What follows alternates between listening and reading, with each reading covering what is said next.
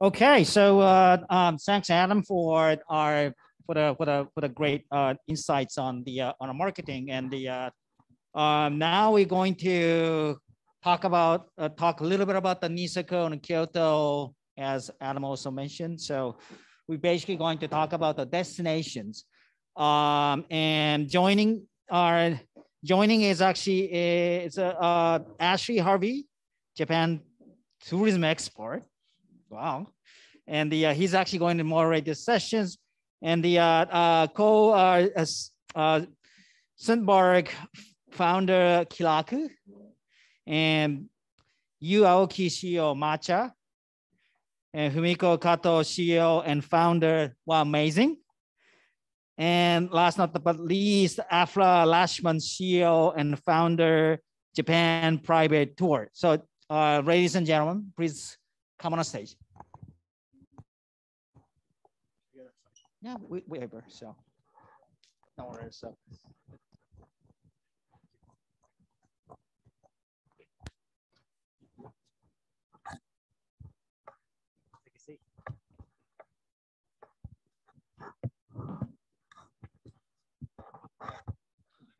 So good afternoon. I hope the mic is working and you can all hear me. My name is Ashley Harvey, and I'm here to moderate, I think, the penultimate session today, with a bit of a special focus on two areas in Tokyo, in Japan, which are close to many people's hearts: Niseko and one of the many ancient capitals of Japan, Kyoto. So I've been in Japan for the last 10 years and have worked with Kei, Aso-san, and Suri for the last 3 or 4 years. We've done many programs together. This is the first one I've done within a pandemic condition. So it's interesting. It's been interesting for all of us this last 2 years. To put into context what we want to talk about today, we left 2019 in high spirits with 30 million inbound tourists, and we thought 2020 was going to be the best year we ever had. We were kind of wrong, but anyway. But interestingly, what has happened in Japan, I felt in 2019, Japan wasn't really ready for 30 million. We were always trying to play catch up. And it felt it was a bit crowded. And new properties, new hotels, new quays, new tourism facilities have come online in the last 2 years, which is wonderful. But now we have the opposite problem. We don't actually have anyone here to come and enjoy it. For example, in Niseko, you have, it was pre-pandemic, but that lovely Park Hyatt, the Ritz-Carlton residences in Niseko and down in Kyoto. You've seen this, a little bit of a boom in some really cool boutique hotels. The Ace Hotel opened in Kyoto first. So there is great potential in Japan. But yes, we are still waiting our guests. So what I'd like to do now is allow the guests with the first question to do a little bit of a self-intro and then to explain what they've been doing for the last 2 years without any tourism.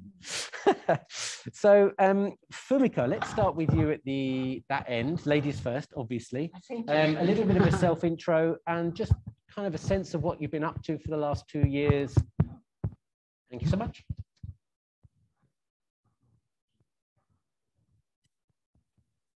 Try that one. Hello, everyone. This is Fumiko Kato from Wowamazing. I'm running a startup company called Wowamazing. Wowamazing is a kind of a online travel agency specialized for inbound tourists coming to Japan.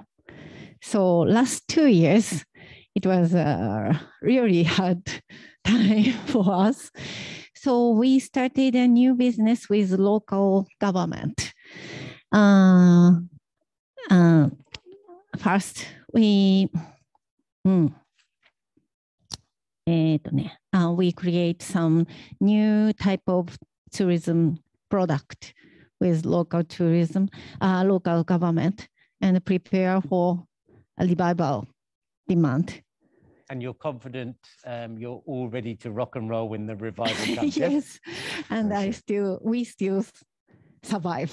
Yeah, that's our job right now, Yeah. to survive. Okay, thank you very much. Let's come to this end. Kanaka-san, would you like to do a little self-intro and then the last 2 years? Thank you. Hi, it's Ko Sunberg from Kiraku. So for the past 2 years, maybe it's been a struggle. But after we hit the pandemic and the first 2 months with 0% occupancy, we kind of shifted every marketing strategy to more domestic market, aiming for the 20s and 30s demographics, since we believe that was the most like earliest to come back, if it was ever going to come back.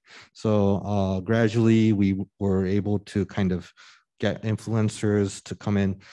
In general, we kind of renovate and develop Machiya properties. In Kyoto and Miyazaki, we have about 14 properties with 50 rooms, and we aim for like 60,000 yen ADR. We used to be roughly 90% occupancy, then it went to 0, but gradually, recently we've been hovering over 60 to 80% occupancy. So with a similar ADR? Yes, yes. We're at roughly 50,000. So we gave like a 20% discount to the market. So gradual recovery. But at this time, we haven't really done that much new development in the area. So we've been buying additional, we bought a sake brewery recently as well. Okay. Looking for the export market, and also buying lands in Niseko, since it's a little bit more of a distressed situation right now. Yeah. Interesting on the sake brewery, because if you think about New Zealand, Australia, France, America, and the wine trails, that hasn't really ever been explored in Japan to its fullest potential. I think there's a huge market opportunity overseas, especially we've been receiving a lot of large orders from Singapore now. We've been starting brewing from last December, but still it's just a large lot coming in, especially where for is the sake brewery? It's in Nagano Prefecture in Kiso Valley. So yeah. Lovely area. Yes, thank you. Let's go to Afra next, as you're there. And you were looking, so you got caught. My mic wasn't working. Check. One. Maybe swap. Maybe swap with you. Oh. Hi, hello. Hi, everyone. I'm Afra from Japan Private Tour. We focus in the inbound business as well, and mainly Southeast Asia, Middle East, and the rest of the world. So we are focusing on the inbound market. And of course, for the last 2 years, it hasn't been easy for us because, as you know, like 100% of our clients are basically from overseas. So we had to shift a lot. We had to, try to expand new businesses. So basically we work with the credit card companies overseas, and we try to do their personal shopper service. So that's what we have been doing. And then we have a contract with DHL, and then we export it to their to the card members. And the second thing is, like, we also work with the local governments to generate tour products, and also digital marketing, which Video is another company that I run. And so we try to combine the tour company and the video production company as a set, and then we have the government as our client. So I think those are the main two businesses that we've been doing for the last 2 years. But of course, ideally, we would love to serve the international tourists again when they come to Japan. So yeah, we're still waiting for that moment. Aren't we all? Aren't we all? Thank you very much. So Yusan, you have like 3 microphones. I hope one of them works. Maybe it's working. Yeah, it sounds like yeah, okay. My name is Yuaki. I'm CEO of Matcha Inc.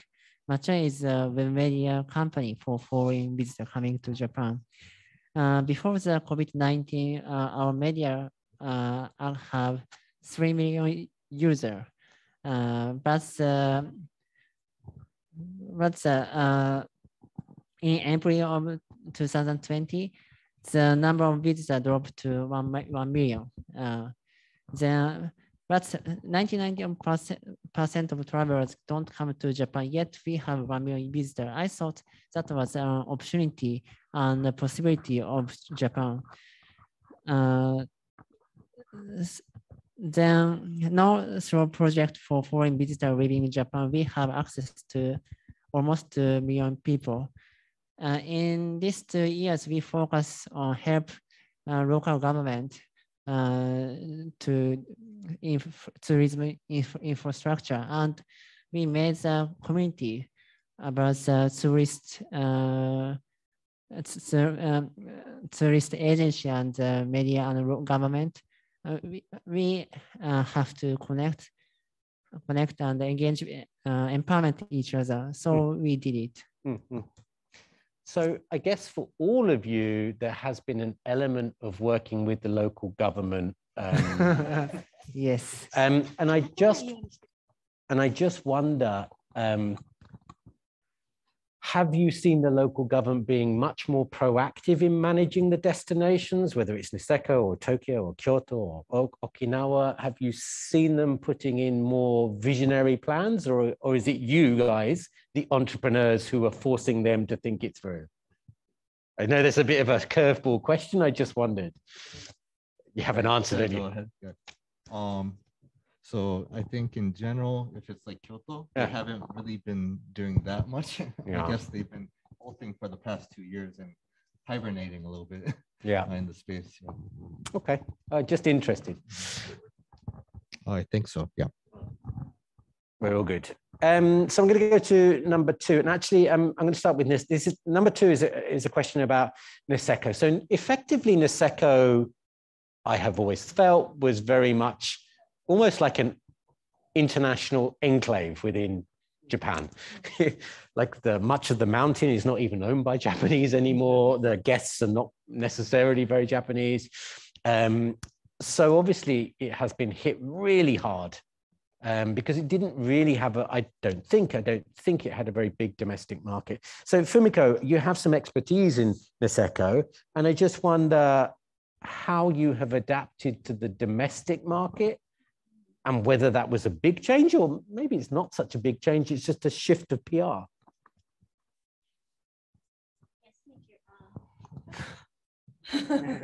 This is a fun game about the microphones. Yes, Niseko doesn't have big changes, but they have changed to domestic market, I think. Niseko's strength is that it can accommodate long-term stays due to plenty of inbound foreign travelers before COVID-19. They have plenty of condominiums and restaurants and bar. And so Japanese people also can stay in Niseko for 1 week or 2 weeks as well. So, なんだっけ? So as a result, it was 2 years that attracted the wealthy people in Japan.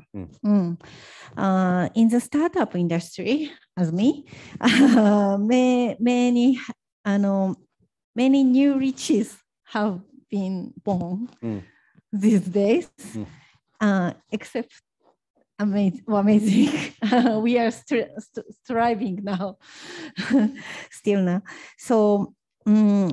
So I had many friends around me who stayed in Niseko for Christmas and New Year holidays around me. So it's still hard time for Niseko now, but Japanese wealthy people loved to go Niseko during this COVID-19 because no inbound traveler, there is no crowded and plenty capacity of hotels and restaurants. So basically the product that's in Niseko is fine for the domestic, it's fine for the international. It's more that when Niseko was the international boomtown, maybe you guys didn't promote to your Japanese friends, right? So there's no problem with the product. It's just, it was a PR, a marketing shift. Let's go. Yeah, I think so. So that's quite interesting because that is a market that was really designed for the international traveler, but is perfectly suitable for the domestic traveler as well. And sometimes you hear, oh, Japanese, they want this and the international want that. And I often think, I'm not sure. I think they kind of, everybody likes the same thing. They like good service, good food, good snow. So, yeah, interesting. Anybody else on thoughts on Niseko? I think what you pointed out is great. I think the domestic and international market, they probably have an expectation difference in ADRs. Yeah. So it was the same for Kyoto as well. No one really wants to pay more than 10 万yen per night. Whereas if it's like November season in Kyoto, people would be happy to pay to do so. So we haven't really been able to reach the high peak season, and which is probably the same for Niseko as well, since you won't be able to gain the 200,000 yen ADRs during the winter season. But that's kind of like a too much demand. Yeah, it's a supply and demand. It's supply and demand answer. Yeah. Afra? Well, for me, we also have Japanese clients who wishes to travel domestically to Niseko. And the hard thing was, if you shop at Niseko, if you go to restaurants, you'll see people with their working holiday visa who doesn't speak Japanese at all. And it's going to be hard for even the Japanese clients to go there. So it's like traveling overseas within Japan. So Niseko has been that image for the Japanese clients. So they prefer to go to Rutsutsu or like other ski areas where they can feel comfortable having a good conversation with the shop waiter or like the everyone basically in the service industry. So I think also Niseko, if you want to compare it to Kyoto, Niseko has a very short span of like the high season. It's only during winter season. They try to make the golf course, they try to make summer activities, but it doesn't really appeal even for the domestic or the international market. And why? Because I love skiing myself. I've visited Nagano and other places in Japan or even like overseas, and Niseko really does have this powder snow, like the quality of the snow itself is different. So I think with that only one element, Niseko is still going to be alive, even just for the Japanese or for the foreigners. To be very honest, I don't think Niseko has changed much toward domestic travel. I've been there twice recently in March and December last year. But the number of the resorts here has not recovered to pre-pandemic levels. As a snowboarder, I was very happy. That was very pleased. In order for the number of domestic users to rise, the Niseko resorts should release long-term stay plans, targets towards Japanese customer and promotes the area's vacation-friendly environments.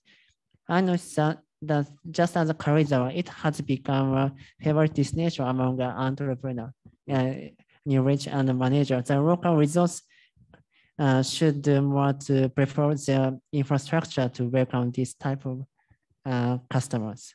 Yeah, it's an important point that all of you have made, directly or indirectly. How can I put this?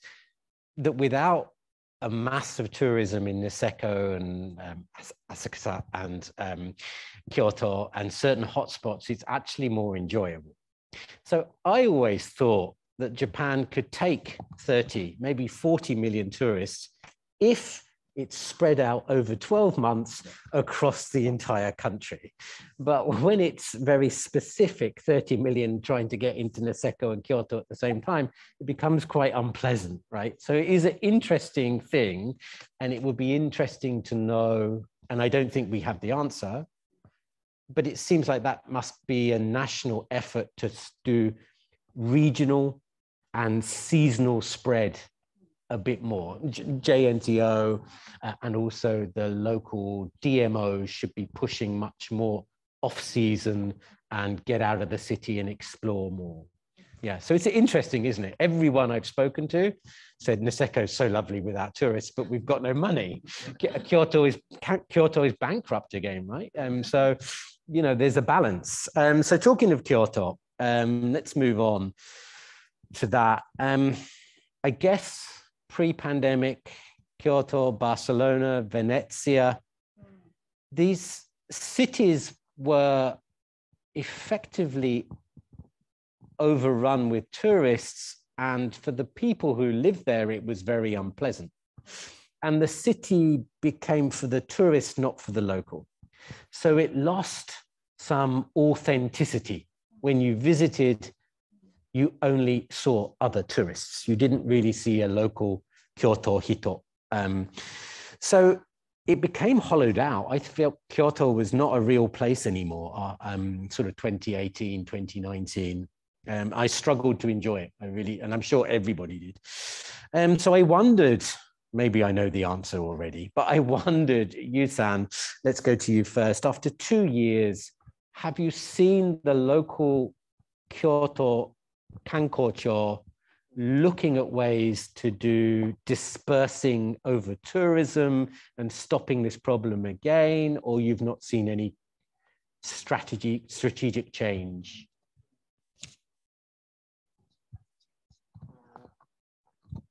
Kyoto, I think Kyoto brand has become little bit too powerful because of continuous increase in visitor, tourist facility and transportation means were very congested. There's actually a disparity between areas that are heavily visited and areas that don't get any visitors at all. So I think that Kyoto should be promoted as a greater touristic area to include the region surrounding Kyoto City. In order to make this vision a reality, 3 measures should be taken. First is Kyoto tourism should be effectively digitized. Second is tourism should be operated in a sustainable manner. Thirdly, is that tourism infrastructure should be restructured based on the visitors' feedback, and the prefecture should make these improvements visible to the world. Yeah, this is my idea. Yeah, I think, I mean, like even the near areas to Kyoto, like Otsu. Otsu's quite, and Lake Shiga is lovely, right? But most tourists never go. And it's 12 kilometers away. So it's very easy, right? To disperse. Afra, a little bit on Kyoto. I suspect you had a very big market to Kyoto. Yes. In 2019. In 2019, I think Kyoto was our second most favorite destination for our clients. Actually, I visited Kyoto for the autumn season in 2020 and 2021. It was amazing. No one was there. We had to shoot for the Kyoto MICE convention governor, the association, and then it was like there was no one. We didn't even have to like take a shooting permit. I mean, because of no one was there. So, but I think that we'd like to keep Kyoto as exclusive as it is, but of course we want to make the we want to help the economy grow. So I was thinking by like it's always nice to have like a live camera like in Shibuya Crossing, so you can see how congested is it going to be. And with this COVID situation, you know, everyone is going to be pretty much going to be careful about the like if it's going to be crowded or not. So I think it's something that we can do at the most, like the famous tourist places that we can see live camera if it's going to be, you know, or like the ticket purchases or something that the government can share. I don't think like a hotel accommodation rate can be shared to like the public, but something that, you know, you can, that you book in advance and you can show the numbers to others. So some people might consider like another destination if they're going for a long weekend or something. So I think, I mean, Kyoto for foreigners is a beautiful destination because architecture wise and it's very Japanese, and you know it's a very big area compared to Kanazawa or like Takayama and the other areas. Of course they're also nice, but Kyoto has a lot of things to offer and you can stay more than 3 days without getting bored. So I think that's the strong point of Kyoto, but we just have to like balance it out in a way, just to not make it like overcrowded. I guess Kyoto is more than just a city, right? Yes. People forget there's a prefecture, there's mountains, there's everything. So we're running out of time a little bit, and I know Fumiko, you would be interested in talking a little bit about tech and innovation that you've done in the last couple of years. Yes. Digital transformation. DX. DX. ちょっと待ってね。Yes. The tourism industry, you know, which was really analog, has undergone digital transformation at once because of COVID-19. And the other day, Wamazing has released DX service for Zao Snow Resort, one of the biggest snow resort in Tohoku district.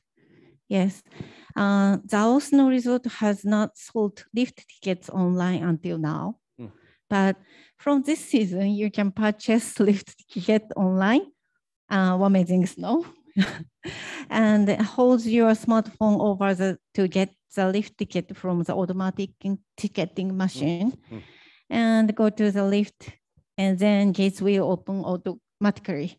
It's quite usual in Europe snow resort. Or the US. Or the US or all over the world. Yeah.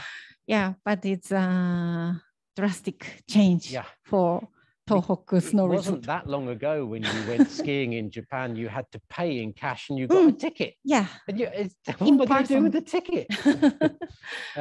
So that's great. So the pandemic has given people the chance to take a breath, assess, and develop. So we're a little bit short on time, guys. So moving on to the final question, and just one sentence from each of you. Like, predictions are bad. We're not going to do a prediction because we've got them wrong every year. But what I would like you to do is your realistic wish for 2022. And I'm going to just work along the line. So start with you, Ko-san. What do you really wish for, but realistically, not, you know, not like a Disney wish, a real wish? Well, the market to come back yeah. And but not like focus on only Kyoto, Osaka, Tokyo, but there are much better regions or great regions like Kurashiki, Kinosaki, Arima Onsen across Kansai anyways. So hopefully those are kind of toured in and better places are made as we go on. And sake tourism to take. And sake tourism to take home, please. Afra-san, your realistic wish. Yeah, my wish is to have like foreigners, they can come to Japan again. Nice. I mean, I haven't been seeing my family for the last 2 years. Yeah. They would love to come here. And I'm sure, like, you know, because of COVID, I think a lot of companies reduced the number of employees. So with just like a little, not a very big scope of work should be fine for everyone. So, you know, like controlling the number of entries to Japan and make them pay for their own quarantine hotel. I think that's also my wish, because it's also going to be a good sales for us, because I don't think the government should pay for the quarantine hotel if they are going overseas on their own will. So I think I have no idea what is going on, but yeah, I mean, we want to be more involved in like handling the international market more. So yeah. Interestingly, you're working on the assumption that quarantine will remain for a bit longer, right? Yes. Yeah. I think so. It's not going to change anytime soon, for sure. Right. Yusan. Okay.